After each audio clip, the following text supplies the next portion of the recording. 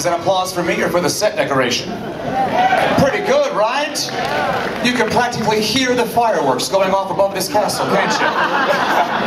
But my name is Russ, and I would like to thank you all for joining us on this very special occasion tonight. Now, you've all had a chance to experience some of our most loved holiday offerings here at the Disneyland Resort. And for the next few minutes, I will be your host as we meet 5 of the key creative visionaries who are behind bringing those offerings to life. Sounds exciting, doesn't it? You bet it does. Only the finest for our D23 members, always. So what do you say we get this going and jump right into it? Please join me in welcoming Technical Director and Lighting Designer Casey Wilkerson, Senior Show Director Denny Newell, Senior Show Director John Addis, Senior Music Producer and Writer Bruce Healy, and Senior Show Producer Mr. Joey Michaels. Let him hear it.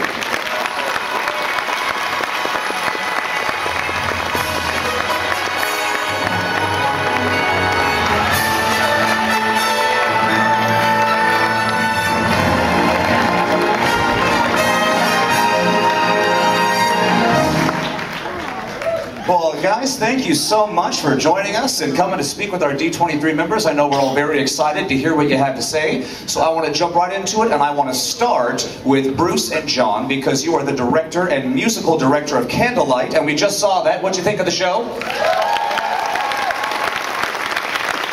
How about John Voight? Yes.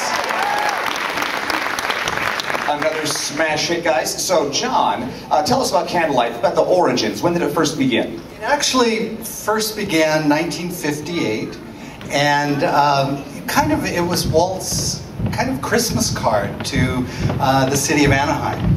And just last year was the 50th anniversary of Candlelight, and it was also the 25th anniversary of the living Christmas tree that John Voight referred to as the human Christmas tree, but it was the living Christmas tree. He got it right once. Yeah, he did. He did get it right once. That's all it takes. And so it has a pretty big history here. Okay, well, we love it every single year.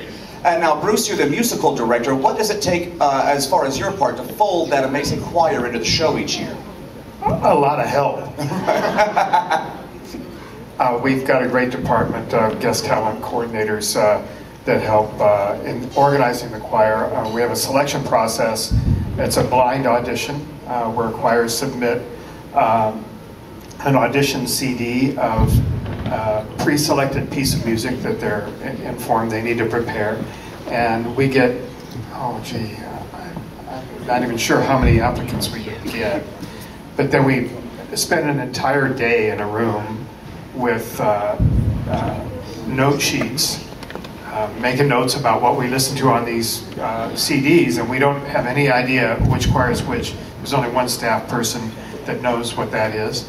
And so it's a very fair selection process, and we look for the cream of the crop to fill up both nights of the production, about 500 singers a night. And then our conductor, Nancy, we have a big meeting and gather all of the choir conductors, choir masters together, and decide on a rehearsal schedule. And then all of that is coordinated, and Nancy goes out to what we call regional rehearsals and rehearses these choirs. If there's a couple of choirs in one area, they'll get together and do a regional. So we have 5 or 6 regional rehearsals before they come out to the park to rehearse here. And so there's a lot of coordination, there's a lot of planning, there's a lot of cooperation from a whole variety of people in order to make that happen. Well, yeah, obviously a lot of work goes into it, a lot of teamwork, obviously. How long have you two been working as a team on Candlelight? Well, I've been on the show for 12 years, and I believe Joey, our producer, has been on the show for... Well, you know, John and I both started together as the producer and the show director on Candlelight when it moved to the Fantasyland Theater. So it's actually been out of Town Square for years and years and years and years. And, you know, it started in 1958, but we actually were at Town Square, I think, in 59 or 60. Yeah, it was the first couple of years. It was a procession and gathering that I think started at the Rivers of America, and I'm not sure where it landed. It was at the Hub. It started at the Hub. In fact, the story that I heard today, there was a gentleman, his name is Sheldon Disrup, who had conducted for many, many years. And Sheldon, I talked to him tonight, he was there. And he said that they processed out and they went to the Hub, so right out in front of the castle. And the conductor was in the middle, and they put the choirs all around the Hub. And he said it was fabulous, and he was conducting them, and they were all singing, but they were all singing towards him. And so he said, this is totally wrong. I'm the only one enjoying the show. So we eventually moved it to thereafter moved it to Town Square. So it's been there for many years, and as I said, for 5 years we went to the Fantasyland Theater, and then several years ago we brought it back to Town Square. So right.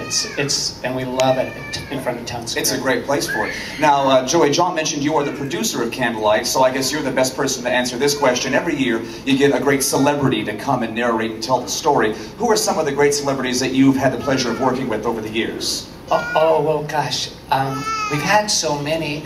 Have people seen Candlelight before? Lots of folks, yeah, a few?